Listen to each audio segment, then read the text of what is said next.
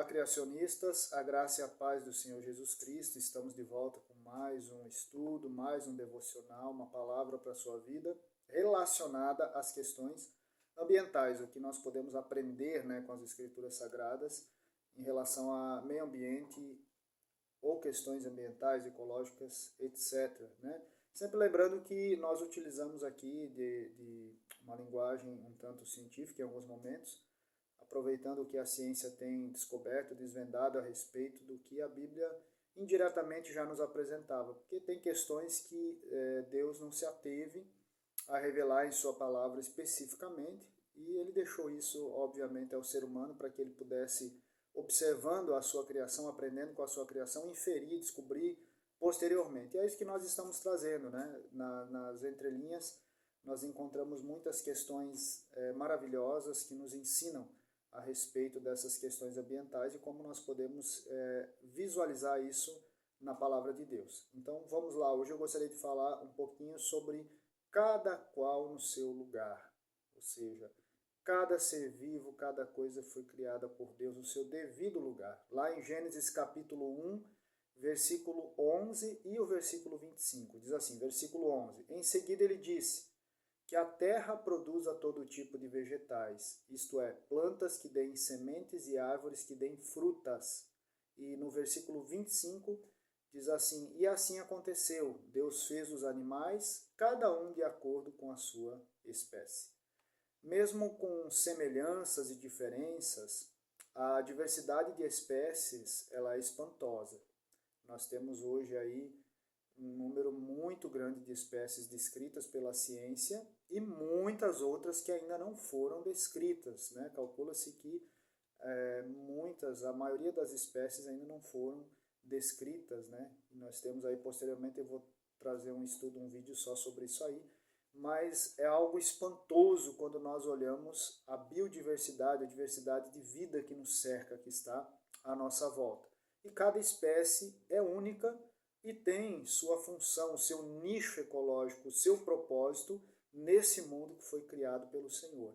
Tudo se encaixa numa complexa harmonia, uma teia de vida que é bem expressa em sabedoria, que é expressa em planejamento e propósito. Observe que quando você lê o primeiro capítulo de Gênesis, a cada dia descrito nesse primeiro capítulo aí, foi sendo acrescentado algo novo que agregou com o que havia sido criado no dia anterior, até que, por fim, nós tivéssemos o todo pronto e perfeito da forma como Deus planejou. Deus primeiro fez vir à existência toda a matéria e então ele organizou sequencialmente essa matéria e foi organizando todas as demais coisas. É um ato sequencial, isso é planejamento. Cada obra ou ação diária de Deus depende ou está ligado ao que foi feito e organizado anteriormente ou no dia anterior. Deus não criou os animais para depois ele criar as plantas. Os animais dependem das plantas para viver. Deus criou primeiro as plantas, e aí depois ele criou os animais. Da mesma forma, Deus não criou as plantas sem antes ele ter separado as águas da terra seca, porque as plantas, na sua grande maioria, precisam de terra seca para fixação e sobrevivência. Então veja um planejamento, uma ordem, uma sequência respeitada pelo Criador ali, criada por Deus, para que também nós entendêssemos e respeitássemos essa sequência, essa ordem que foi estabelecida pelo Criador. A ciência ela desenvolveu várias formas ou métodos de classificação para que nós pudéssemos entender melhor os organismos vivos que habitam o planeta e as suas interações. E um desses métodos está relacionado à alimentação dos seres vivos e é chamado de nível trófico. Está ligado ao processo em que cada ser vivo exerce na cadeia alimentar. E dessa forma nós vamos ter três tipos de seres vivos. Seres vivos autótrofos, ou seja, seres que são capazes de produzir o seu próprio alimento, que no caso seriam as plantas. As plantas são os seres vivos capazes de produzir o seu próprio alimento e que oferecem alimento aos demais seres vivos. Então, eles são seres autótrofos, produtores, capazes de sintetizar o seu alimento a partir da luz solar, de gás carbônico, CO2, que elas retiram da atmosfera, minerais e água que elas retiram do solo. Então veja que coisa, olha, se você for estudar o processo da fotossíntese em si e como as plantas conseguem sintetizar esse alimento, já é algo para nos deixar de queixo caído. Como Deus é maravilhoso e sábio. E aí nós temos o segundo grupo de seres vivos, que são os heterótrofos, né? Ou seja, os seres consumidores. São seres que não têm a capacidade de produzir o seu próprio alimento, então eles vão se alimentar de plantas. As plantas produzem um alimento tanto para elas e também acabam armazenando, acabam tendo tecidos de reserva, e esses outros seres, né, em sua grande maioria animais, são heterótrofos, que não podem produzir o seu alimento, então eles consomem as plantas para poder nutrir o seu próprio organismo, o seu corpo, para poder manter a sua vida. Então, a partir das plantas, eles conseguem manter uma dieta à base de folhas, frutos, sementes, seiva, casca, etc., para eles poderem sobreviver. Então, esse é o segundo grupo, os heterótrofos, né? Ou seja, os consumidores. E esse grupo ainda ele tem subdivisões, né? Seriam os consumidores primários, consumidores secundários e consumidores terciários. Os consumidores primários são aqueles que se alimentam quase que exclusivamente de plantas, né? E aí mantém a sua vida, a sua dieta a partir das plantas. Os consumidores secundários seriam aqueles que se alimentam dos consumidores primários, desses animais que se alimentam de plantas, que são os herbívoros. Então, esse segundo grupo, que seriam os consumidores secundários, podem ser carnívoros ou até mesmo onívoros, né? Carnívoros são aqueles que comem outros seres vivos, né? Que se alimentam desses herbívoros. E onívoros seriam organismos vivos que se alimentam tanto de plantas como também podem se alimentar de outros animais de outras formas aí. E por fim teríamos os consumidores terciários, que são o topo da cadeia alimentar, são animais mais exclusivistas, que se alimentam geralmente de outros seres vivos, né? E aí nós temos um exemplo disso aqui no nosso país, que seria a onça-pintada, que é um predador, é um animal de topo de cadeia, não tem outro predador sobre ele, a não ser o homem, que infelizmente acaba infligindo sérios problemas a esse animal, né? Mas ele é um animal de topo. Então, dentro dos seres consumidores, heterótrofos, aqueles que não podem produzir seu próprio alimento, nós temos os consumidores primários, que comem plantas, os consumidores secundários, que se alimentam desses animais herbívoros, que se alimentam de plantas, e os animais terciários, que se alimentam desses dois grupos aí, que estão no topo da cadeia, né? Que são os animais que não têm predadores. Existe ainda um terceiro nível, né? Nós temos os autótrofos, que são aqueles que produzem o seu próprio alimento, como as plantas, os heterótrofos, que são aqueles que não podem produzir seu próprio alimento, então eles se alimentam de outros seres vivos, a partir das plantas, né? Que são os seres que vão conseguir sintetizar o alimento para seguir esse fluxo de alimentação, de energia dentro das cadeias. Então nós temos um terceiro, que seriam os saprófagos, ou os decompositores, que não deixam de ter a sua importância no ambiente, porque ele é formado por seres minúsculos, fungos, micro-organismos, que são responsáveis pela decomposição de toda a matéria orgânica.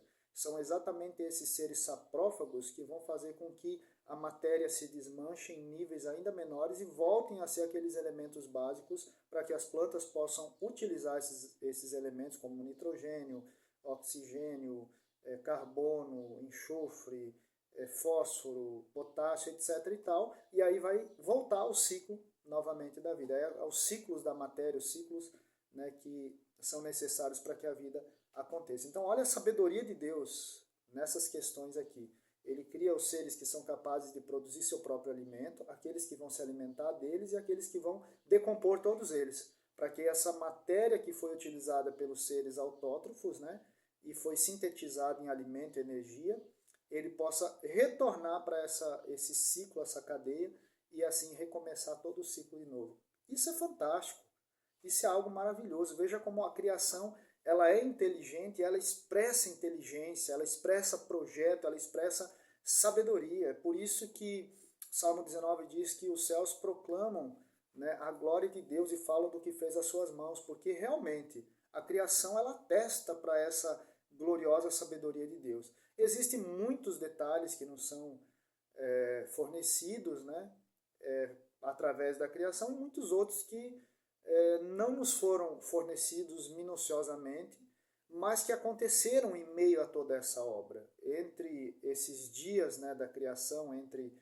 os atos criativos de Deus, porque a Bíblia declara que tudo que existe é obra das mãos de Deus. Então, mesmo que a Bíblia não declare exatamente, olha, Deus criou os fungos, Deus criou os micro-organismos, Deus criou os seres saprófagos, como nós conhecemos, ou tem essa classificação científica, como a Bíblia declara que tudo é obra das mãos de Deus, então nós podemos entender que tudo foi criado por Deus, até mesmo esses seres microscópicos, fungos, saprófagos, né, que estão ali dissolvendo a matéria em pequenas moléculas, átomos, para que ela possa retornar para as cadeias, né, para o ciclo da vida. Então, nós não temos, por exemplo, a descrição específica da criação do fitoplâncton, né, que é constituído aí especialmente por algas microscópicas que vivem no oceano. No entanto, o fitoplâncton é responsável pela produção da maior concentração de oxigênio na atmosfera, garantindo a vida dos outros seres vivos do planeta. Então, a sua criação não foi detalhada, mas com certeza está inclusa com a criação dos demais seres que foram criados ali nos mares, né, como de Gênesis 1:20, já que só após isso foi que os animais da terra foram criados. Então, nós temos muitos detalhes implícitos dentro desse capítulo 1, desses atos criativos de Deus. Nós fomos os últimos seres a serem criados por Deus. Depois eu vou falar um pouquinho mais sobre isso, existe um propósito, existe toda uma dinâmica relacionada a isso, mas nós somos os últimos seres a serem criados, né? Então você percebe algo importante nisso? Assim, em suma, nós dependemos completamente do Criador e da criação para viver. Sem Deus e a sua criação, nós estamos de fato perdidos, mortos, né? Porque Deus nos colocou ali, depois de ele ter feito tudo, né? Criado todas as coisas, então ele colocou o homem no jardim do Éden com um propósito: cuidar, fazer plantações, ser o mordomo sobre a criação do Senhor. E nós dependemos dessa criação para a nossa existência, para a nossa sobrevivência aqui nesse planeta, né? Mas acima de tudo nós dependemos do nosso Criador, do nosso Deus, que é maravilhoso. Então Deus seja louvado e reconhecido pela sua majestade, pelo seu poder, pela sua sabedoria. Deus seja louvado pelas suas provisões derramadas a nós por meio da sua criação.